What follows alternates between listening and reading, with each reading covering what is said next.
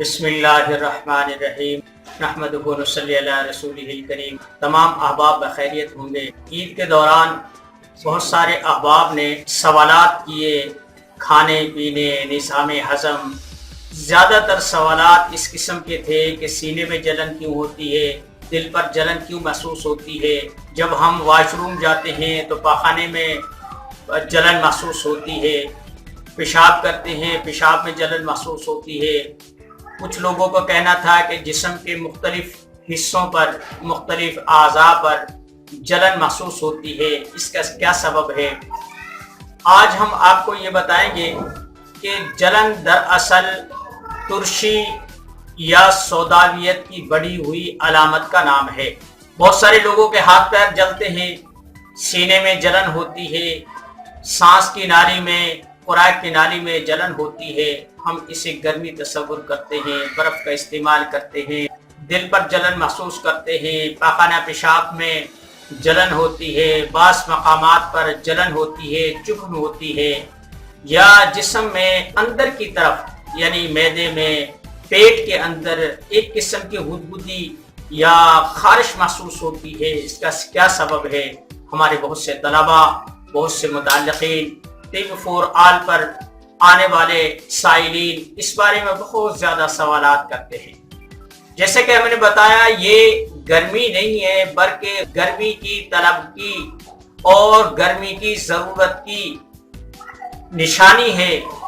جہاں جلن ہوتی ہے وہاں پر یہ نہیں ہے کہ وہاں گرمی ہے، بلکہ وہ اس چیز کا اظہار ہے کہ جتنی گرمی، جتنی حرارت اور جتنی قوت کی ضرورت تھی وہ موجود نہیں ہے۔ اگر وہ چیز موجود ہوتی تو حرارت، یہ غیر طبیعی حرارت کبھی پیدا نہ ہوتی۔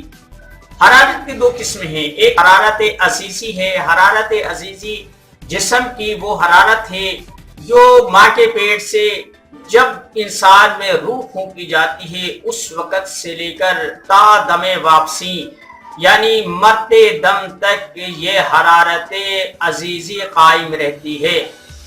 عمر کے ساتھ ساتھ یہ گھٹتی ہے، یہ صرف ہوتی ہے، یہ زندگی ہے۔ اسے اگر جسم سے خارج کر دیا جائے تو جسم مردہ ہو جاتا ہے، لیکن یہ مختلف اسباب کے تحت کم زیادہ ہوتی رہتی ہے۔ جہاں اس کی کمزوری محسوس ہوتی ہے جسم میں، وہاں حرارت غریبہ پیدا ہو جاتی ہے۔ مثلا میں آپ کو ایک چھوٹی سی مثال دیتا ہوں۔ سردیوں کے دن ہیں، ایک آدمی سردی میں ٹھٹھرا ہوا ہے، اس پر ٹھنڈا پانی گر جاتا ہے، بارش میں بھیگ جاتا ہے یا وہ ٹھنڈے پانی میں گر پڑتا ہے، سب سے پہلے اسے بخار ہوتا ہے۔ اگر یہ ٹھنڈ کا نام تھا، اگر یہ گرمی کا نام تھا بخار، تو ٹھنڈے پانی سے یہ کیسے ہو گیا؟ بات یہ ہے کہ ہمیں یہ دیکھنا ہے کہ بخار اگر جسم میں ہے تو یہ بعض دفعہ ٹھنڈک کی طلب کا نام ہوتا ہے، جسے سوداوی بخار کہتے ہیں۔ ایسے میں معرقات یا پسینہ آور ادویات کے ذریعے سے، مدرات کے ذریعے سے جب بخار اتارنے کی کوشش کی جاتی ہے، کچھ دیر کے لیے افاقہ ہوتا ہے، پھر بخار چڑھ جاتا ہے، پھر دوا دی جاتی ہے، پھر بخار چڑھ جاتا ہے۔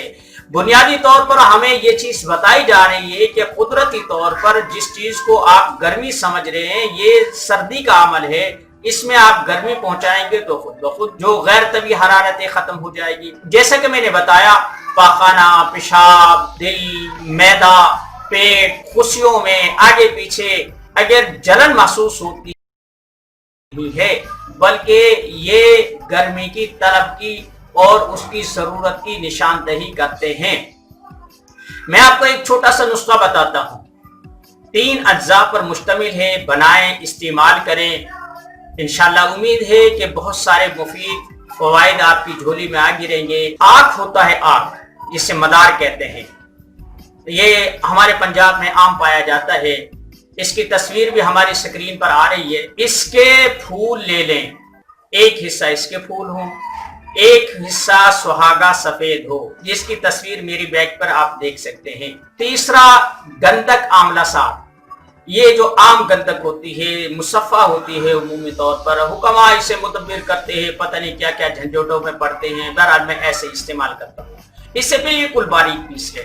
اور باریک پیسنے کے بعد جب یہ صفوف کی صورت اختیار کر جائے، دھوپ میں سکھا سکتے ہیں اسے، جب یہ بالکل باریک ہو جائے تو 2 رتی سے 4 رتی تک نیم گرم پانی سے ایسے آدمی کو استعمال کروائیں جس کے سینے میں جلن ہو، جس کے معدے میں جلن ہو، جس کے دل پر جلن محسوس ہوتی ہو، پیٹ میں جلن محسوس ہوتی ہو، پاخانہ پیشاب میں، خصیوں میں، اعضائے تناسل میں، واش روم جاتے ہوئے جلن محسوس ہوتی ہو، یا بخار ہو، یا تقدق یعنی آنتوں کا بخار ہو، اندر ہلکی ہلکی حرارت رہتی ہو، اگر کوئی دوسرا چھوتا ہے تو عام محسوس ہوتا ہے بلکہ جسم ٹھنڈا محسوس ہوتا ہے، اسے خود ایسا محسوس ہوتا ہے کہ بخار کی وجہ سے اس کا جسم ٹوٹ رہا ہے اور بے جان ہوتا ہے، اس کا منہ کا ذائقہ کڑوا ہوتا ہے، خشک ہوتا ہے، وہ پانی بھی بار بار پیتا ہے، پاؤں جلتے ہیں، وہ رات بھر اپنے پاؤں کو ٹھنڈے پانی سے برف سے ٹکور کرتا رہتا ہے۔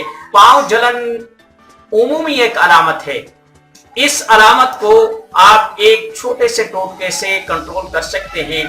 پانی گرم کریں، مثلا کلو پانی گرم کر لیا، 2 کلو کر لیں جتنی ضرورت ہو، اس میں 1 چمچ کھانے والے نمک کا اس میں ڈال کر اسے ابال لیں۔